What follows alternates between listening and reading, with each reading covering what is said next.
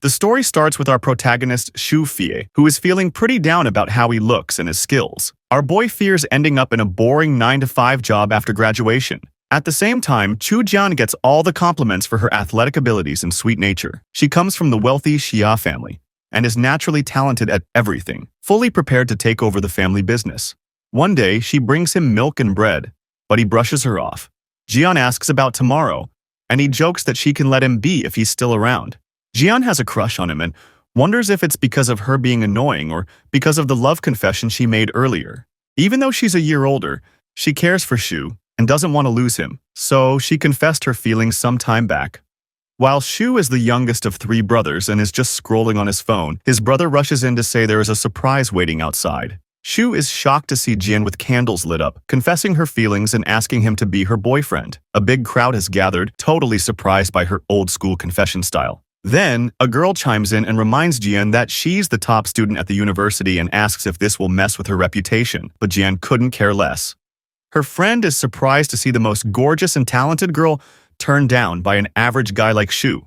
But all Jian can think about is how she might have put Shu in a tough spot. Back then, she didn't really think much of it. The girl tells Jian to go for what she wants or leave. With confidence, Jian takes a breath and tells Shu she wants to be with him. His brothers cannot help but tease him, saying he is lucky because they never thought someone like his senior sister would like him. Instead of responding, Shu freaks out and dives under the blankets while telling his brothers that he just wants to sleep. They start worrying because Jian confessed her feelings, and their brother hasn't even said anything back. Feeling the pressure, Shu finally admits he doesn't think he's the right guy for her. He suggests that Gao Yang, the tall and dashing student president, would be a better fit. Then one day, Yang rolls up to Shu after seeing him with Jian, making him uneasy. But Yang stays chill and tells Shu not to stress, saying he's supposed to be Jian's future husband since their parents arranged it way back. But Jian keeps shutting that idea down. Yang gets pushy and plays it off, asking Shu for support. Shu is taken aback. Yang explains that since Jian is her dad Xia's heir, she needs a steady guy like him. Shu can only reply that this could work if Jian is on board. Yang keeps trying to pressure the protagonist, saying that love alone cannot deal with Jian's millions or company. He reminds Shu that if Jian were just an ordinary girl, she could have liked anyone, but she does not. So Zhu has no choice but to be her husband. Yang warns that Jian will either be ruined if she chooses a loser or end up in danger with the wrong man. Shu apologizes to Jian for how he responded, but she understands her confession caught him off guard. She tells him she will wait until he is ready and suggests he get to work if he has something to do. While heading down a corridor, our boy unexpectedly runs into Yang and his group, who are waiting for him. Yang angrily yells at Shu, accusing him of not taking his warning seriously. Before he can explain, Yang punches his face heavily. Shu tries to clear up the misunderstanding, but Yang accuses him of causing trouble. Yang beats Shu by punching and kicking him repeatedly while he lies on the ground, bleeding and in pain. As blood drips from Shu's mouth, Yang shouts that Shu will learn Jian is not someone he should mess with today. Zhu is hurt on his back when he suddenly tumbles into a dark infinity and lands on solid ground. Surprisingly, he isn't severely injured despite the fall. His clothes are different, and the whole place feels like a blast from the past. He spots some red reishi mushrooms around and can't help but think about all the cool medicinal stuff he could find here. Pondering if he might be in heaven, he wonders where all the angelic sisters are. Just then, a mom and her kid walk by as he is checking out one of the reishi mushrooms. The kid points out that a guy is holding a poisonous mushroom. While Shu is still trying to figure out if these mushrooms are even reishis, the mom shouts that they are poisonous. He is taken aback by their old-fashioned outfits and realizes he must have really traveled somewhere different. It hits him hard that if he has some superpower, why hasn't he changed a bit? Out of nowhere, a horse comes trotting up to him. A gorgeous red-haired girl is on it, looking rough with arrows stuck in her and her horse. The girl and her horse fall, and he takes a deep breath closer to her. As Shu gets a better look, he notices the girl has an injury on her chest. Lucky for her, the arrow isn't buried too deep. He pulls it out, but can't shake off the worry that it might have been poisoned. When he does, some weird light emerges from her wound and wraps around him, leaving him puzzled. Days go by, the sun sets, and the moon rises. Shu wraps the injured girl in some cloth. Eventually, she comes to her senses and he offers her warm water. She tries to get up, but he insists she should stay down since she's hurt pretty badly. She glares at him, which throws him off. He introduces himself and asks for her name, thinking it's a lucky coincidence to meet her. Suddenly, the girl springs up with her sword drawn and points it at Zhu as he jokes about calling her beauty. But she clearly does not appreciate his casual vibe. Zhu yells at her to be grateful for him saving her life instead of trying to attack him. The girl keeps threatening Zhu while he's trying to get her to understand how grateful she should be to him. Finally, she asks if he's the one who bandaged her. That's when it clicks for her that Zhu is her benefactor, and she wants to repay him however he wants. Zhu jokingly suggests they team up and take over the kingdom together. The girl gets super angry and almost rips his throat out, but he quickly says he is just kidding. She warns him that if he keeps joking like that, she'll be the one to take his head off. Zhu, acting clueless, says he's a foreigner and doesn't know the rules, so he asks where they are. The girl tells him they're in the Great Yan Kingdom on the North Continent. Zhu's never heard of it and starts wondering if he's not even on Earth anymore. He introduces himself and asks for her name. She tells him she's Shengnan Huangfu from the Huangfu family and is also the Marquis of Zhenbei. Zhu is shocked that a woman can be a marquis, which pisses her off. She fires back, saying a woman can save his land if he keeps talking like that. Shengnan adds that her family is one of the top 3 in the kingdom and could fulfill most of his requests. Zhu gets bolder and tells her he wants more. There's no need to be polite with someone with such a powerful background. Meanwhile, Shengnan can't find her breastplate and starts freaking out. She grabs Zhu by the collar and demands to know where it is.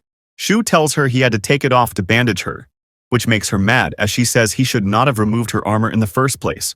Shengnan starts taking off the bandages, and her wounds almost completely healed.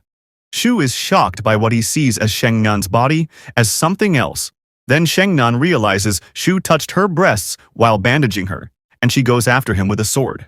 Zhu tries to stay calm and says touching her to save her life is not a big deal. That gets Shengnan to calm down a bit. She reminds herself that she's been in the army for 8 years and can totally kill someone over this if she wants to. Zhu asks why Shengnan attacked him 3 times if she's supposed to be a warrior. Shengnan explains each time, and for the third one, it's because she has a phoenix-shaped birthmark on her chest just like every girl in the Huangfu family. If a man touches it, it disappears. Zhu is confused and asks why something like that has happened. Shengnan explains that the mark is in a private area, and if it's touched by a man, they're both expected to get married. Zhu can't believe his ears that a birthmark could decide someone's entire life. He jokes about how the rule should be scrapped and asks if it disappears when a father or brother touches it. Shengnan clarifies that it only vanishes when a non-blood-related man touches it. Still, her family isn't too strict about enforcing the rule. Zhu feels relieved, thinking Shengnan is stunning but way too intense. Shengnan senses he isn't eager to marry her and awkwardly admits he doesn't feel worthy of someone so beautiful. She tells him there's a way out if he doesn't want to marry her. Since she's from the Huangfu family, her innocence must stay unbroken. If she kills him, the birthmark will return naturally. So there are only 2 options: that he can marry her or die. Zhu is stunned, realizing the Huangfu family kills outsiders in these situations. He tries to demand something in return for saving Shengnan's life. Still, she coldly replies that sparing him is already her favor. After a lot of thinking, Zhu reluctantly agrees to marry her. Shengnan reminds him that they're not officially married yet, and that he has to join the Huangfu family first. Zhu feels insulted, thinking that being a superfluous son-in-law would ruin his pride. He shouts this out, earning a death glare from Shengnan. Backpedaling, he quickly agrees to join the family. Shengnan declares that Zhu will be her man now, and no one will dare to mess with him again. Shengnan is super excited to see all these beautiful flowers in the palace, totally amazed by them. Zhu notices that her acting is all traditionally feminine and feels relieved to see that side of her. Soon enough, the army led by Marquis Shengnan arrives to greet her, and they're all surprised to see Zhu hanging out with her. The commander thanks the heavens that the Marquis is okay, sharing how worried they were after hearing about the attack. Shengnan reassures them she is fine thanks to her fiancé and says she would have been a goner otherwise. The commander is surprised. Zhu introduces himself and is happy to meet everyone. At the same time, all the soldiers express their gratitude for saving the Marquis's life. The commander, Huang Ti, introduces herself as the 3rd commander of the Qisheng Iron Cavalry. She's confused about why the Marquis chose Zhu. Zhu replies that his strength impressed Shengnan. Huang Ti mocks him for not even being able to ride a horse, bragging about her own power. This annoys Zhu, who insists he can ride, but falls off the horse immediately. Huang Ti still can't determine why Shengnan would pick someone like him. Zhu tells her to get his status straight. pointing out that Shengyan attacked him 3 times, but he survived, which must have impressed her. Huang Ti then surprises Shu by revealing that Shengyan is one of the top 3 martial artists in the world. Shu is left wondering if she's really that strong. Huang Ti can't believe Shu survived her attacks and pulls out her sword to scare him. She suggests they should learn from each other, maybe hinting that she underestimated him. Huang Ti is trying to figure out if Shu is trustworthy, and Shengyan jumps in, admitting she hit him 3 times but he is still standing. Huang Ti feels bad and actually respects Shu's skills. Shu is curious about why Shengyan went along with what he said, and if she has marriage on her mind. Everyone buzzes about the Marquis and her fiancé as their carriage enters the palace. Some folks start talking about Shu not knowing how to ride a horse, and there are whispers that the Marquis is pulling him down because she's tied to the Crown Prince in some marriage deal. Shu thinks he should learn to ride, but Shengnan tells him not to stress about it and that he can pick it up later. In the East Palace of the Imperial Palace, Prince Zhao Zhen is super frustrated with everyone, asking why they can't find out anything about the Marquis's fiancé. The soldiers tell him that she is heavily guarded. Zhao can't believe Shu has taken away the woman he wants. Meanwhile, Shengnan shows Shu around her place and asks Huang Qi to take him to rest. Shu notices how busy Shengnan is. Huang Qi tells him that her people are probably planning an attack, so she will head to the military camp to check it out. Shu is confused about why her people would go after her. A long line of servants greets him as he walks through, and he thinks it is nice to have so many around. Later that night, Shu starts to undress for a hot bath. But the servants shoot him some pretty unfriendly looks and he senses something is off. Out of nowhere, a girl walks into his bath and removes her yellow bathing suit, making him uncomfortable. He tries to stop her, but she insists that she just wants to rub his shoulders. He reminds her about proper etiquette, but she keeps touching him wrongly. The girl tries to trick Shu, but it is a trap. When Shu figures it out, the girl in the bathtub starts yelling, claiming that the son-in-law is trying to molest her and begins crying for help. Shu is wholly stunned and has no idea what is going on. Servants rush in, scolding and cursing him for his supposed mischief. Shu can't believe how cunning the girl is as they drag him off and throw him into prison. Even though he knows he is right, Shu still can't wrap his head around how they have set him up.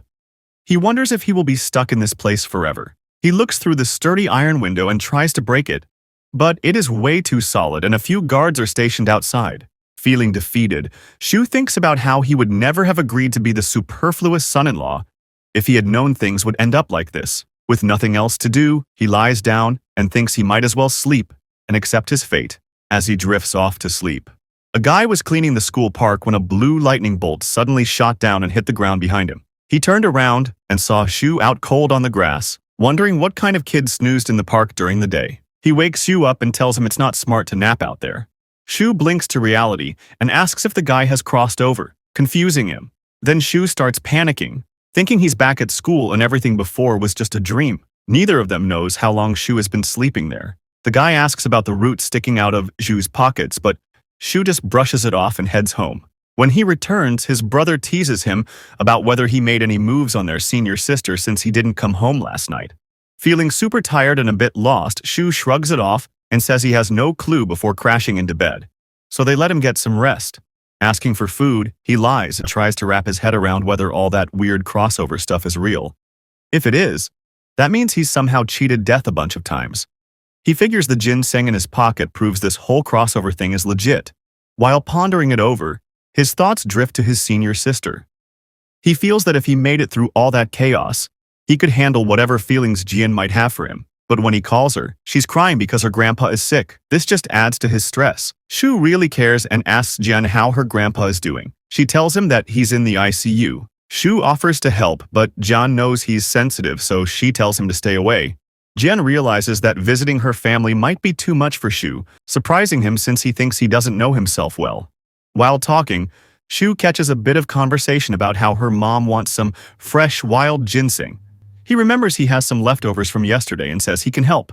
Jian quickly reassures her mom that Shu has it sorted. Her mom scoffs and reminds her that Shu comes from a poor background and can't possibly have any, thinking he's just trying to get closer to her. Shu hears this and knows her family would react like that, so he keeps his distance. Jian defends Shu, insisting he's genuine and wouldn't lie. She jokingly adds that if he tries to get close, she'd be cool with being his future child's mom. But she'll have to convince him to marry her if he doesn't. Her mom insults Shu and then leaves, telling him to meet her at the college gate so the driver can pick him up. Shu sees this as his chance to show Jian he's reliable. Just then, a huge car shows up and he's shocked when someone tells him to hop in. While driving, the driver casually mentions to Shu that Miss Jian always talks about him. Everyone at the hospital has seen his picture, and she wants him to visit her. Shu feels pretty lucky about that. When the driver drops him off at the hospital, Jian quickly calls for him as soon as he arrives. She's excited to see him and hopes he brought some ginseng to share as a little reminder of how he saved her grandpa's life. She tells him she always believed in him, which warms his heart. They share a long hug and a kiss. Jian tells him she just wants his heart and nothing else matters. She's excited, but a little surprised at how affectionate he's being. It's like she can tell something went down earlier that made him more open. Shu wonders if she knows about the crossover, but before he can say anything, her mom tells him to back off. He tries to introduce himself, but Jian's mom isn't having it. She really doesn't care if he's dating her daughter. When Shu hands over his ginseng to her, she says she'll pass it to President Wang to make sure it's the real deal since he's a pro in Chinese medicine. Her mom warns Jian that if she finds out Shu is just messing around, he won't be allowed near her again. President Wang stares at the wild ginseng in amazement as it is so fresh and rare. He has never seen anything like it. Jian's mom is shocked, and Jian hugs Shu and thanks him for saving her grandfather's life. But her mom asks Shu how much money he wants for the ginseng. Jian hates that, but her mom doubles down and shouts that all Shu cares about is her looks and the Xia family's wealth. She even points at him, mocking him for being poor and questioning his character. Shu stands his ground and says he only wants to help, which he has done and is now leaving. He knows he is poor but has dignity and won't sell it for anything. Shu feels gutted and walks away. Jian tries to stop him, but her mom orders her to let him go. Just then, someone comes running up to announce Chairman Xia is awake and doing well.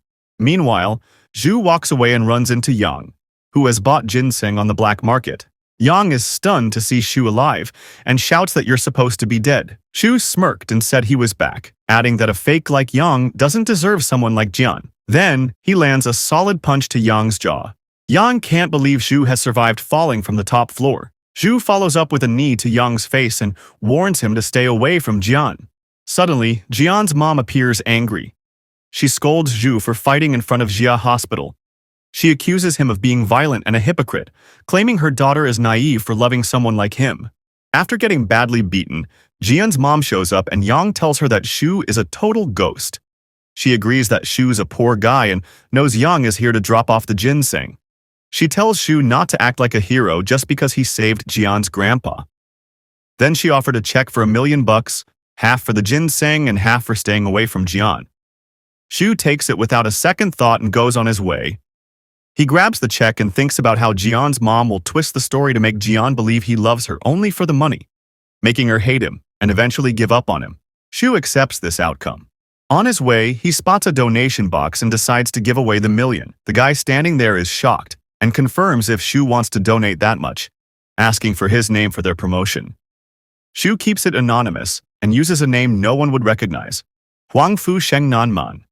When he gets home, his brothers notice something's off and think it's because of the ginseng deal when they hear him talking on the phone.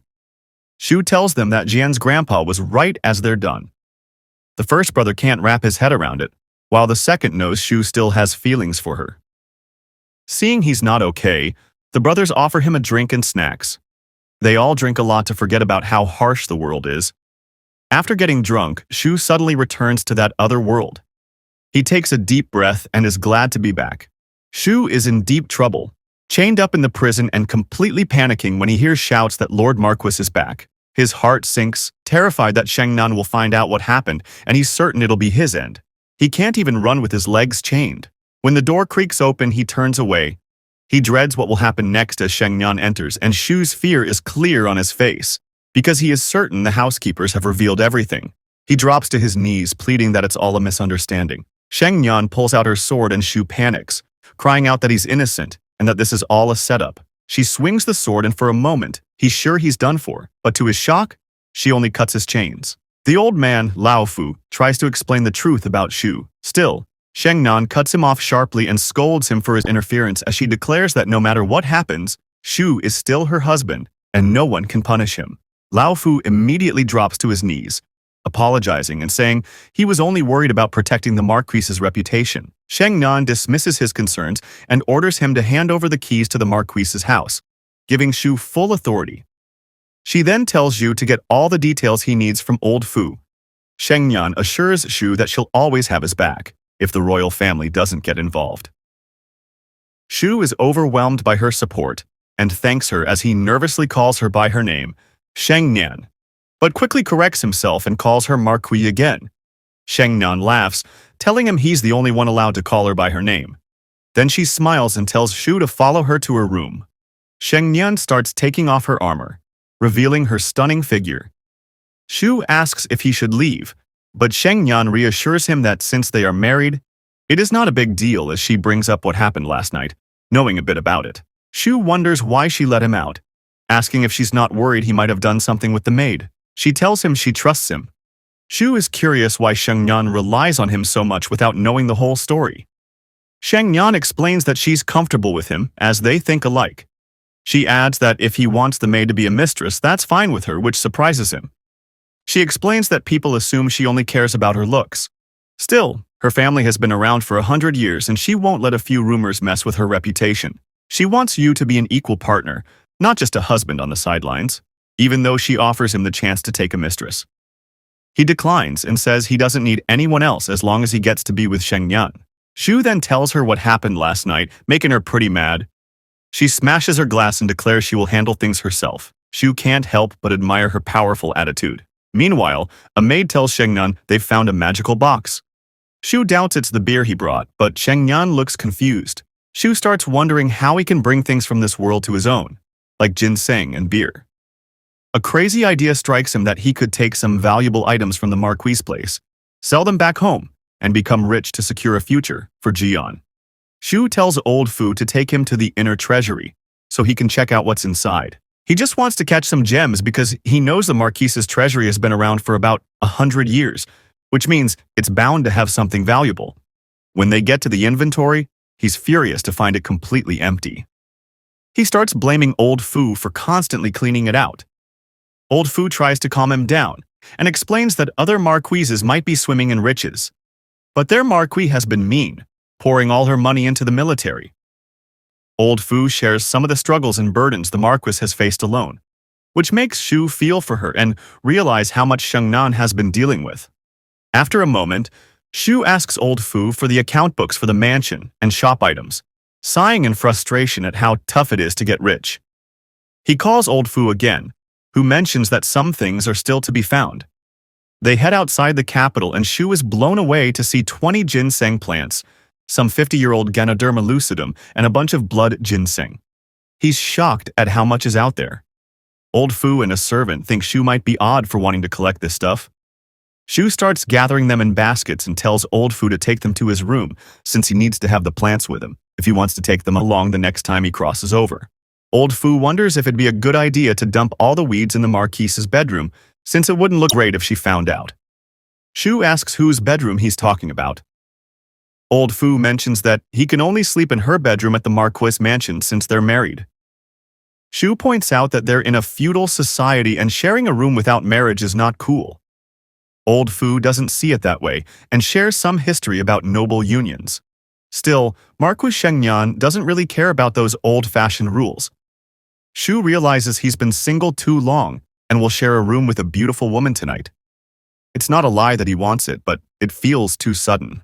Out of nowhere, Sheng Nan rides up on her horse and pushes Shu, asking if he really doesn't want to share a room with her. Shu explains that he's a guy and doesn't want to rush things, but Sheng Nan responds that it's all good, and if he wants to cuddle with his weeds or keep them close, that's fine by her. It is nighttime, and Shu sits with his weeds, feeling like a woman married to the Marquis, which makes him feel weak. Sheng Nan shows up in her pink nightsuit, looking stunning with her curves. Shu can't help but want to see more of her and thinks about losing his virginity. Suddenly, Sheng Nan gets closer and Shu backs up, asking her to talk first. He's all mixed up inside as part of him wants to wait for Jian, while the other just wants to go for it with Sheng Nan. Shu is frustrated because everything is happening too fast for him. Shu thinks everything is happening way too fast, while Sheng Nan doesn't get what's so sudden and just falls asleep. She heads to Zhenbei's military camp and tells Zhu to hit the silage early. Shu feels a bit relieved but is also super frustrated. He tries to calm down, and insists he didn't cheat Jian.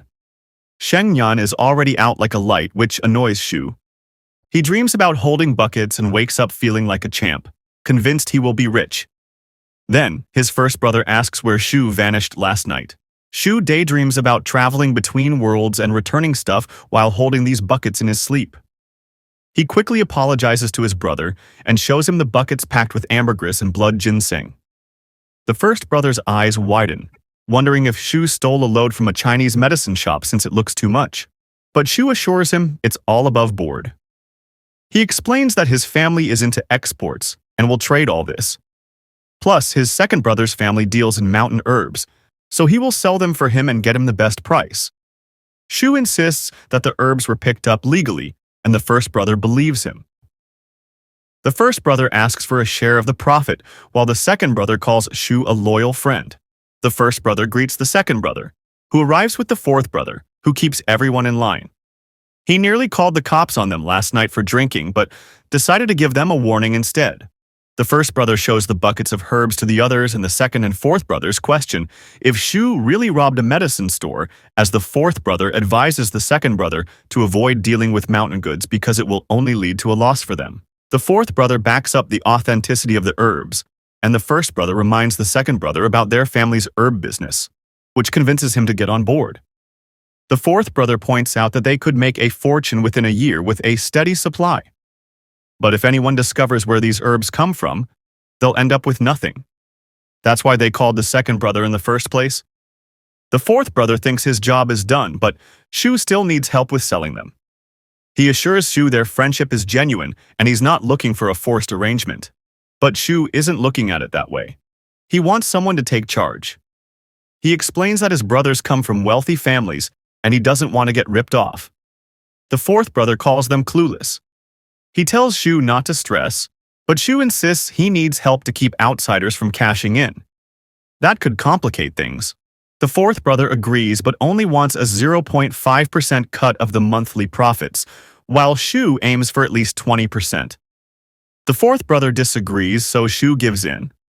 They all head down for dinner and Shu's phone buzzes. It's Jian checking in on him and asking where he is since she heard his gas went missing. The brothers joke around, thinking Shu might be busy and they should just keep going. Jian is thrilled that Shu is still up for a meeting and teases him about hiding secrets after marriage, making them both blush. She mentions that she wants to meet Shu's roommates and brothers, who are totally eavesdropping and getting too into it. Shu invites her for dinner, and his brothers start stressing about looking cool in front of her. They even suggest booking a hotel room for Shu and Jian, but he has to tell them to chill out because they're overdoing it. In the middle of all that, the fourth brother remains laid back and just asks Shu to lend him some of his perfume. Shu calls all his brothers to come downstairs, because Jian has set up something for them. But his brothers show up in three-piece suits, thinking they're about to eat somewhere fancy. Shu tells them Jian is cool with eating just about anything, which annoys his brothers.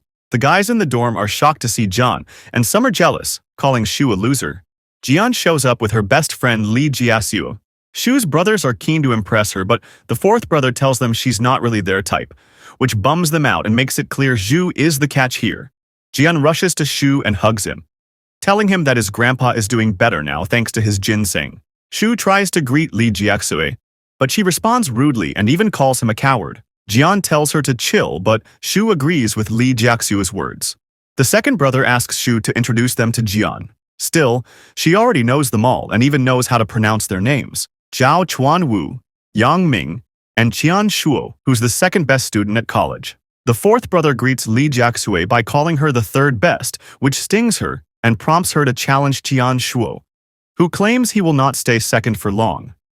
He just tells her to study harder if she wants to catch up, and that really annoys the first and second brothers since they think he just messed up their chance with Li Jiasuo. Meanwhile, Yang is at a club getting comfy with two girls when a guy runs up to him to spill the news that Jian met up with Shu. Yang can't believe Jian went to hang out with that loser Shu again. He tells his coworkers how humiliated he felt at the hospital because of Shu. When one of his buddies asks about their plan, Yang tells him to stick to their agreed-upon strategy. The four brothers, Jian and her friend, are chilling together and laughing. He asks if she can introduce him to any seniors, and she agrees. The brothers then give Shu a heads up to treat Jian right, or they'll cut ties with him, which makes him a bit uneasy. Shu thanks Jian for being into him, but she's just grateful to have met him, and they look cute together. Then, an old man storms into the restaurant, accusing Shu of deceiving him. He goes on about digging up a bunch of ginseng to sell, and how Shu tricked him, took everything and bolted. The old guy can't catch him with his bad legs and starts getting all emotional. He explains it was for his sick wife, who sadly just passed away. The old man and the officer figure out they've been played while following Young's scheme to stir things up. The other students start laying into Shu for taking a life-saving fortune and even go after Jian for being foolish for hanging out with a lowlife. Shu finally snaps and tells everyone to back off Jian and direct their anger at him instead. The crowd points fingers at Shu and blames him for some made-up theft, which ticks off the first brother. They demand that anyone see Shu taking the old man's ginseng and telling everyone to knock off the rumors. The second brother tries to help by offering the old man his credit card. The fourth brother is smart and asks where the incident happened, wanting to check the cameras. The student council scolds the old man for teaming up against a migrant worker. Zhu wonders why the old man didn't just go to the cops instead of coming to the student council. The council officer brushes it off, saying it's just to protect the school's reputation. Other students start hurling insults at Shu, backing up the council. Meanwhile, the old man's acting is clever and recalls his late wife. Shu insists he's never even met the guy before. The council officer tries to get a rise out of Shu, suggesting that he must have stolen it because he comes from a poor family. Shu realizes that Young must have known he couldn't spill the beans about where the ginseng came from, so he set this whole thing up. Not worried, Shu tells them to just call the police. The council officer stirs up the crowd, claiming Shu is trying to ruin their fancy university's reputation, and soon everyone's trying to kick Shu out. The student council president, Yang, shows up as the one who orchestrated the whole plan against Shu. The students begin calling for him to take action against Shu. Yang gives the old man his credit card with over 200,000 yuans. The old man praises him. He slyly suggests that he thought Zhu would be a friend to Jian, just to amp up the crowd's anger. Yang calls Shu out for bringing shame to Jian and ruining things for him. The university director rushes in, quickly greets the old guy and guarantees him that Shu's parents are being called about what happened. Shu isn't okay with that and makes it clear, but the director doesn't care. He gets a call from his mom, who fills him in on what she was told. Shu tries to reassure her that it's all a mix-up, but the old man is yelling in the background that Shu killed his wife. While Shu calms his mom down, Jian snatches his phone. She introduces herself as his girlfriend and the heir to the Shua group and tells Shu's mom that there's been a misunderstanding and that Shu is fine. Shu asks Jian to chill. The old man tries to twist things around, accusing Jian of flexing her power, and they all pressure Shu to admit that he messed up. Yang smugly claims that Jian wouldn't do anything to hurt the Xia group's name, but Jian had enough and yelled at everyone to shut up. She insists they need to investigate properly and warns that anyone who slanders Shu will face the consequences. Jian mentions that the Xia family's legal team is on it. She asks Shu to trust her and claps her hands. Then, Mr. Andrew and his legal team showed up. Mr. Andrew greets Jian and tells Shu he's lucky to have her backing him up. Jian leaves things to him, and Mr. Andrew introduces himself as the attorney of the Grey Verdict, ready to handle Shu's slander situation. Everyone's shocked to see the Grey Verdict show up for the Xia group, gossiping about how they make crazy amounts of money. Then her second brother can't help but brag about how she hires lawyers at absurd rates, just because her boyfriend got accused of stealing some ginseng worth only 100,000. Young is frustrated and can't believe Jian would go this far for someone like Shu. Mr. Andrew is sitting in his chair, calling out the old guy for his accusations against Shu and asking where he got his hands on that pricey ginseng. Mr. Andrew knows everything about the old man with no wife, job, or way to obtain that kind of ginseng. This confuses the old man while Mr. Andrew digs in, sounding pretty aggressive. The students are starting to think the old guy might be a scammer. Mr. Andrew warns him that he'll face consequences for his false claims if he can't back them up. The old man pretends to be bullied and tries to act like he's the one getting harassed. Then the police show up and tell the old man to come with them for wrongly blaming the students. He falls to his knees and begs the student council officer, Zhang Hai, to save him from the cops who are trying to take him away. Meanwhile, Shu's brothers are amused by the whole scene. The students begin accusing Zhang Hai of being jealous of Jian's friendship with Shu and claim he should be held responsible for letting an outsider take the blame for a student. Amid the chaos, Zhang Hai starts shouting at Shu and demands to know where his ginseng came from. Jian leans over to Yang and tells him to keep his cool and not create more trouble or she'll dig deeper to find out who put Zhang Hai up to this. Yang tells Zhang Hai to cool it, while the department head apologizes to Shu and Jian. The old man and Zhang Hai face punishment from the police for trying to extort Shu and are totally embarrassed. The cops call in the students for statements and Mr. Andrew wants to take notes too. Then, Jian happily grabs Shu's hand. Thanks Mr. Andrew for his help and they dash off. Shu's second brother wants to follow them, but the first brother stops him from ruining their moment, and they all share a little laugh at Shu and Jian's budding romance. Eventually, Jian and Shu hang out in a park, where the sunset looks nice. Shu thanks Jian, but she turns around and apologizes for her mom's crazy comments earlier. She explains that her marriage to Yang was forced because of family stuff. Honestly, she is not interested in Yang and only has eyes for Shu. Shu reassures her that he loves her for real and wants to be together, leading to a heartfelt hug. Jian encourages Shu to confess his feelings at the girls' dorm. However, Shu's unsure and says she'll reject him again even if he admits his feelings multiple times. He insists he'll keep confessing until she agrees, and that puts a smile on her face. Shu swears he'll never leave her. When he gets home, his brothers start teasing him, trying to mimic his sweet moment with Jian, and quoting his lines about confessing repeatedly. Shu tells them to chill, but they just laugh and roast him for his charming skills. The fourth brother admits he tried to keep them in check but couldn't hold back. Meanwhile, Li Jiaxue is curious about what makes Shu so special. John jumps in and says he's better than everyone else. Li Jiaxue asks if she's done some digging, and she reveals that Shu has 2 buckets of ginseng and wants to dive into the herbal business. They could team up since Jian's family has the best connections, but she quickly shoots that down, guessing his brothers are involved. Li Jiaxue mentions that Shu won't make much cash if that's the case, but he could make more with Jian's help. Though she knows Shu trusts his brothers completely and won't do any business with her, she hopes to secretly buy ginseng from him to help boost his profits. Li Jiaxue isn't excited about this scheme. On another note, Shu tells his brothers he'll crash outside tonight so they don't freak out if he doesn't return. He asks them to cover for him in class if he's MIA. Of course, his brothers tease him by joking that he will probably spend the night with John, which makes Shu blush intensely. While thinking about Shengyan, Shu grabs some red, white, and beer before returning to his room. He lies on the bed, taking the drinks he bought to bring to the other world for Shengyan. Old Fu keeps waking him up as he drifts to a different place. When Shu asks what time it is, Old Fu tells him that the Marquis mansion has been a madhouse ever since he disappeared. Then the Marquis walks in and asks Old Fu if he's found his fiancée. Old Fu points at Shu and whispers that the Marquis has never been late for military training, but today, she's skipped it to look for him. Marquis Shengyan tells Old Fu to stop the search and leave them alone for a private chat.